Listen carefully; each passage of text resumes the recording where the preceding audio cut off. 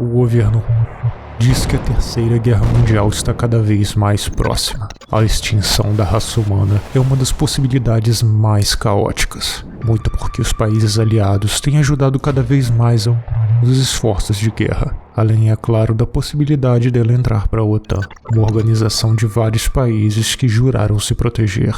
Nos últimos anos, o mundo tem acompanhado de perto as disputas geopolíticas e os conflitos entre esses dois países, levantando preocupações sobre o risco de um conflito nuclear em escala global que poderia destruir o planeta. Desde 2014, quando anexou a Crimeia ao seu território após um referendo muito controverso, a região enfrenta uma crise que tem se agravado cada vez mais. Embora a perspectiva seja alarmante, é importante analisar cuidadosamente os fatores que contribuíram para essa situação e examinar os esforços em andamento para evitar a escalada desse conflito. Neste vídeo, iremos buscar a compreensão mais profunda sobre a situação entre e os motivos que podem levar o mundo a uma terceira guerra mundial. Vamos examinar as informações disponíveis e explorar as causas subjacentes do conflito, a evolução das tensões ao longo dos anos e os cenários possíveis para um futuro caótico. Bem-vindo ao Acervo Secreto.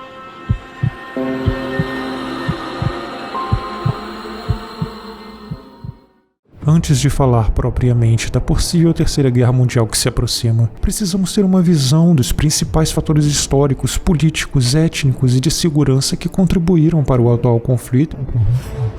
E o principal deles é, sem dúvida, os fatores históricos. Embora as tensões entre tenham crescido rapidamente no final de 2021, as raízes do conflito remontam a um passado histórico. Muitas pessoas argumentam que, historicamente, a Crimeia faz parte do país deles, mas quando analisamos a história da região, vemos que os primeiros habitantes que se tem vestígios históricos foram os cimerianos. Neste mesmo século, ela foi habitada por colonos gregos e passou a ser chamada de Reino de Bósforo. Depois pertenceu ao Império Romano.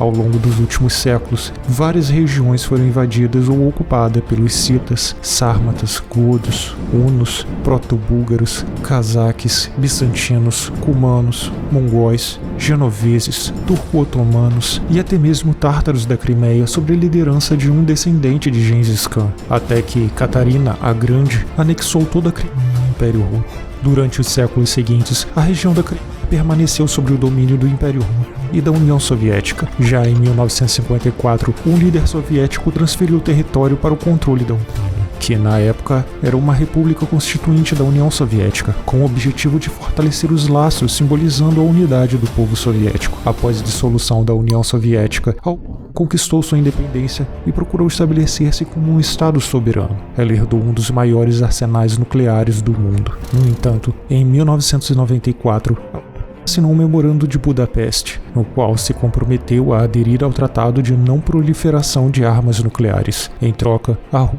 o Reino Unido e os Estados Unidos, que eram signatários desse tratado, forneceram garantias de segurança para o Ucrânia, reafirmando seu compromisso em respeitar a soberania e integridade do território. Neste exato momento, a Rússia se comprometeu a respeitar as fronteiras da Ucrânia, em troca do seu desarmamento nuclear. Após o acordo, entrou em vigor o Tratado START I, que já havia sido assinado em 1991. A Ucrânia concordou em transferir o controle das suas armas nucleares para a Rússia. Já nessa época, a Ucrânia enfrentava uma série de desafios: corrupção, má gestão, estagnação econômica, desvalorização da moeda e dificuldades de se obter financiamento para os mercados públicos, herança deixada pelos anos de administração soviética. A partir de 2004, o país buscava fortalecer relações econômicas e uma das medidas tomadas foi a busca de um acordo com a União Europeia. No entanto, em 2014, o então presidente da Ucrânia, que era considerado aliado de Putin, recusou-se a assinar o acordo com a União Europeia. Em vez disso, o presidente assinou um tratado e um empréstimo bilionário com a Rússia, mantendo ainda mais refém do controle do Kremlin. Isso desencadeou uma revolução civil na capital. Foi chamada de Revolução. Esses protestos resultaram em confrontos violentos entre os manifestantes e as forças policiais. Os distúrbios rapidamente se intensificaram, levando o presidente a sofrer um impeachment e ser obrigado a deixar o cargo. Alguns dias mais tarde, o governo interino, apoiado pela maioria, ficaria unido contra o poder e a influência. O recém-nomeado governo interino da Ucrânia assinou o acordo de associação com a União Europeia e se comprometeu a adotar reformas em seu sistema jurídico, político, financeiro e econômico. O ex-presidente, que havia sido deposto do cargo, passou a ser procurado na ONU sob a acusação de ser responsável pelo falecimento de vários manifestantes. Ele foi acusado também de ter roubado 70 bilhões do orçamento do Estado. Algum tempo depois, foi relatado que ele teria fugido da ONU e se refugiado na Rússia. De acordo com o Kremlin, ele enviou uma carta para o presidente russo, solicitando uma intervenção para restaurar a ordem na Ucrânia. A Rússia recusou-se a reconhecer o novo governo interino, chamando a Revolução Ucraniana de um golpe de Estado. Mas, muito antes disso, o presidente russo já estava enviando discretamente milhares de tropas para a região. Muitos civis foram enviados para residir na Crimeia, aparentemente dentro de um plano para criar um movimento separatista de independência na região, que foi executado secretamente e concluído com muito sucesso. As forças armadas invadiram os grandes edifícios do governo, bases militares e instalações de telecomunicações e forçaram as autoridades locais a realizarem um referendo que o reunificava com. Ao invadir esse território, violou o acordo firmado no Memorando de Budapeste em 94, no qual afirmava que nunca invadiria o território ucraniano. O jornalista da BBC, John Simpson, que estava na época, escreveu que essa foi a invasão mais discreta da era moderna. Nas palavras dele, a invasão acabou antes mesmo que o mundo percebesse que ela tinha começado. O ato foi considerado ilegal pela Assembleia Geral das Nações Unidas, que passaram a considerar a território ucraniano sobre a ocupação ilegal da Rússia. A maior parte da comunidade internacional criticou a invasão e continuaram considerando o território ucraniano. Porém, alguns países como Zimbábue, Venezuela, Síria, Nicarágua, Sudão, Bielorrússia, Armênia, Coreia do Norte e Bolívia consideraram a Crimeia uma república autônoma pertencente à Federação, o que nos leva ao próximo motivo que permeia o conflito: os fatores políticos e étnicos. Ao país diverso, por um lado, há uma grande parte da população ucraniana que defende a aproximação com a União Europeia e deseja uma integração mais profunda com o Ocidente. Esses grupos têm buscado reformas políticas, econômicas e legais para alinhar-se com os padrões europeus e se distanciar constantemente da ameaça ao seu território. Por outro lado, existem partes da Ucrânia que têm uma perspectiva mais favorável à cooperação com a União.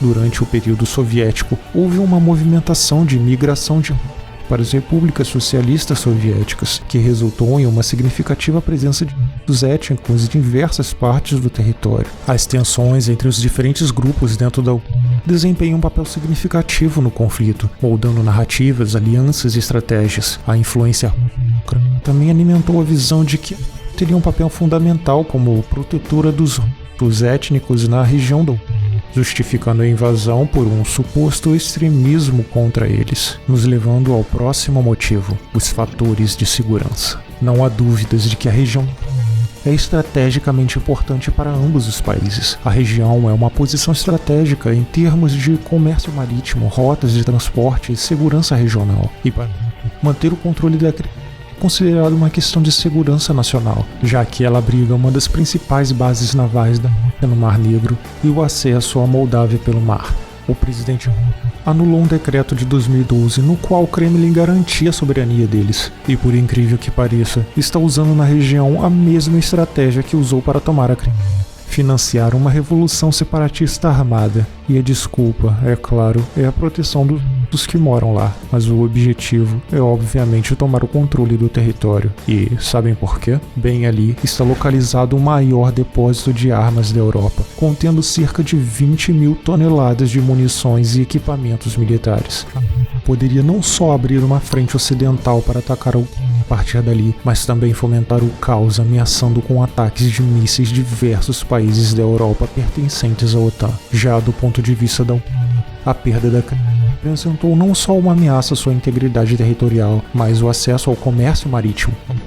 É considerado o celeiro do continente europeu e o principal fornecedor de trigo e óleos vegetais. Sem acesso ao porto, os recursos econômicos da Ucrânia estão duramente abalados. Todos esses fatores nos levariam ao cenário caótico que temos hoje. Desde o final de 2021, a Rússia reforçou sua presença militar ao redor da Ucrânia, e enviou exigências para a OTAN. A principal era que a OTAN integrasse o bloco militar ocidental. Ainda não satisfeito, afirmou a independência dos territórios que se separaram do Delegações de ambos os países buscaram um acordo de paz, mas as exigências pareciam absurdas demais. O presidente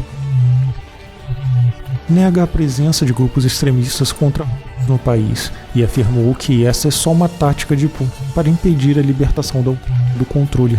Ainda afirmou que eles atacaram civis e comprometeram violações dos direitos humanos. Após a invasão da países do Ocidente e da Europa impuseram sanções a várias áreas, resultando em um aumento dos preços de commodities e uma crise inflacionária global. Ativos de bancos foram congelados, oligarcas foram impedidos de viajar e o sistema global de pagamento SWIFT excluiu os bancos.